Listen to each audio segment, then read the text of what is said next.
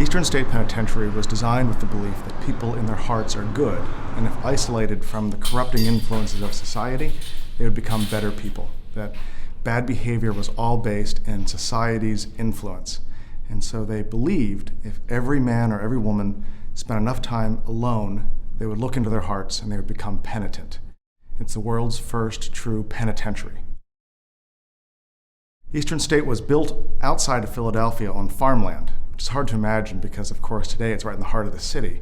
But it was built on an isolated hilltop. The entire front of the building is like a stage set, designed to look like a castle, with battlements and arrow-slit windows.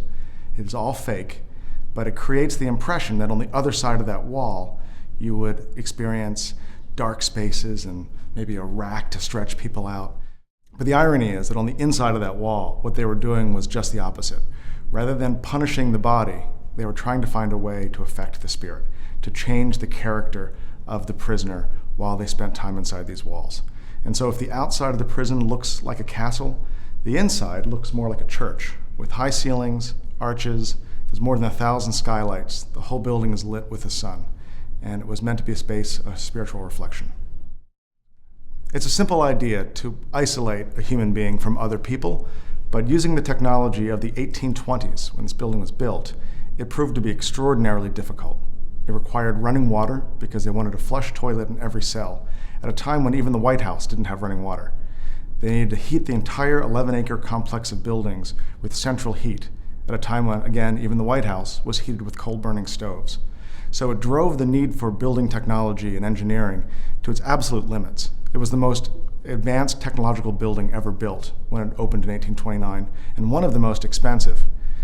But the Commonwealth of Pennsylvania had their hearts set that they were going to change society. They were going to end crime by finding this machine, this highly technical device, this prison, this penitentiary, that was going to change the character of the prisoners and take even the worst prisoner and make them penitent, make them look into their hearts. The architect, John Haviland, designed Eastern State on a wagon wheel floor plan, a radial floor plan. So from above, it has this distinct, very elegant star shape, and it allows for a central control point. From that one spot, you can see all throughout the prison. It wasn't just the architecture of the building, but also the operations of how the inmates were treated that they believed would thoroughly isolate them and make them better people. When inmates first arrived at Eastern State, they would cut their hair and they would cover their head with a hood. And in the early days, those hoods had no eye holes, and so they were completely blind. And they were brought back into their cells, brought in, the hood would come off, and in theory, they would never see more of this building than the four walls of their cell and the four walls of their exercise yard. Prisoners here at Eastern State would live for 23 hours a day inside of their cell. They ate in their cells, they slept in their cells, they did some kind of simple work, like making furniture or weaving inside of their cells alone. For half an hour each morning and a half an hour each afternoon, the inmates would go outside into their own personal exercise yard with 4 stone walls but open to the sky. The officers wore socks over their shoes, so their footsteps down these corridors would be silent. They delivered the food on carts, and the wheels of the carts were coated with leather so that they would roll silently up and down these hallways. People who visited, and this was a huge tourist attraction, would talk about the just ungodly silence in the inside of this building. The system of isolation was somewhat inspired by Quaker belief in the inner light and inherent goodness of people. And a lot of those Quakers were among the first to recognize the system wasn't working, but it took decades of trying to make the argument that solitary confinement was inherently cruel before they could convince the Commonwealth of Pennsylvania. Eastern State Penitentiary was the first prison built with this idea of solitary confinement as a way of rehabilitating the inmates, and it was one of the last. They named the system after the state of Pennsylvania, and once they had this flagship prison, they were very slow to admit something could be going wrong. One of the first critics was Charles Dickens.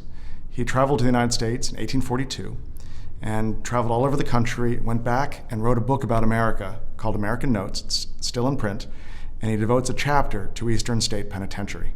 He opens up by saying he's glad that Eastern State was moving in the direction away from the European prisons. Dickens was fascinated by prisons, and this was replacing a generation of really cynical and cruel prisons. But he went on to say that he thought the system of solitary confinement developed here was inherently cruel. He has this wonderful quote, I hold this slow and daily tampering with the mysteries of the brain to be immeasurably worse than any torture of the body. When they finally gave up the system in 1913, the 1913 annual report opens with the sentence, something to the effect of, we've given up the system of solitary confinement because of the adverse effect that it has on our prison's emotional standing.